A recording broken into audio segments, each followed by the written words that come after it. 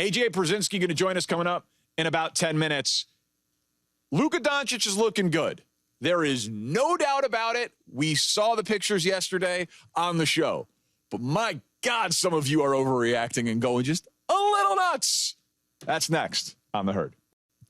Yesterday, I think it showed the power of the Lakers and the power of late July that a magazine cover could come out that is straight PR and everyone would go insane.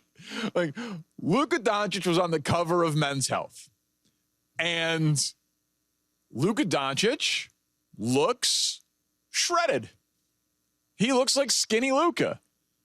And you put those pictures up, and we've seen him a little bit this offseason. We saw him with the Yankees. We've seen him out and about a little bit. He's like, oh, Luka Doncic figured out what a barbell was. He learned about intermittent fasting. He apparently is drinking less and smoking less hookah and, you know, being a professional athlete. And all of a sudden, it's, oh my God, professional athlete works out in the offseason. And I guess I didn't fully realize that in a year where Luka was traded in arguably the craziest trade in NBA history, when he had a significant calf strain that is often a precursor, if you do not fully heal it, to blowing out your Achilles, see Tyrese Halliburton, and he took his time coming back from that, and it had an impact on his conditioning, appearance, all of those things.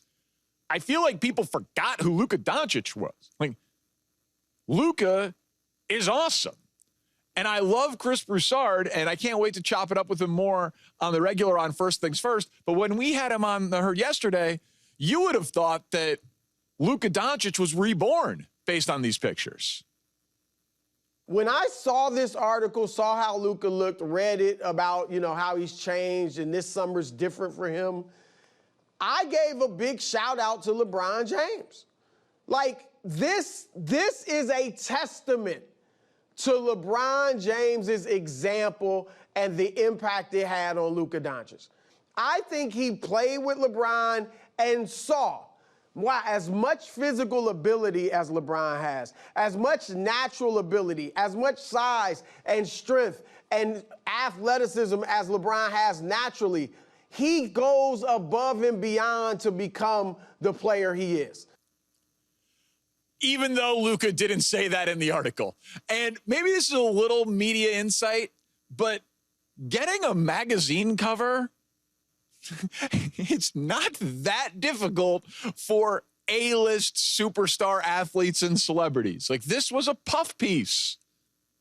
This was the superstar athlete equivalent of, like, you ever break up with someone and then hit the weights because you want to have that revenge look, be, you know, new year, new me? Luka got dissed by the Mavericks. They leaked a bunch of stuff to the media about his professionalism, and he's putting this out there to show them what they missed. This is the superstar athlete equivalent of getting dumped, working out, and then posting a shirtless pic with pecs and biceps on Instagram.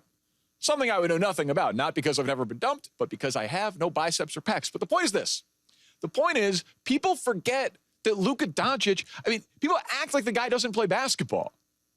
Before last year, 70 games played, 66 games played, 65 games played, 66 games, 61, 72, plus his international schedule. Luka Doncic plays basketball a lot. We're like, oh, now that Luka Doncic is intermittent fasting and doing bicep curls, I'm going to bet him for MVP. Luka was already a really safe favorite type of bet for MVP. We saw him 2 seasons ago carry the Dallas Mavericks to the NBA Finals. We have seen him average 34, 9, and 10 in a season 2 years ago. Like, list of best players in the NBA. Whatever your order is. Jokic, SGA, Giannis, Tatum, Luka? Like, I know LeBron was 6th in MVP voting. I know Donovan Mitchell was first team All-NBA, but Luka didn't play in enough games to qualify. He was traded in the middle of the season. He had the calf injury. It was a weird year. But I think most people would agree that Luka Doncic is in the conversation for being a top 5 player in the world. So good for the professional athlete working out in the offseason. Maybe he'll start a little faster, but he's not going to get better at defense. And I don't think it's possible for him to get much better at basketball than averaging 33, 9, and 10. So I'm just a little confused as to what we're talking about here. It's PR. It's spin. It's image control. It's damage control. It doesn't have to be anything more than that. And I expect, even if Luka Doncic, I would have seen him at the hookah bar. If that would have been the thing, if he would have been on the cover of, instead of Men's Health, he would have been on the cover of Hookah magazine, I would be like, man, Luka could win MVP next year because he's Luka Doncic. That the talent is enough where he can win MVP. But Men's Health is apparently supposed to, I didn't know.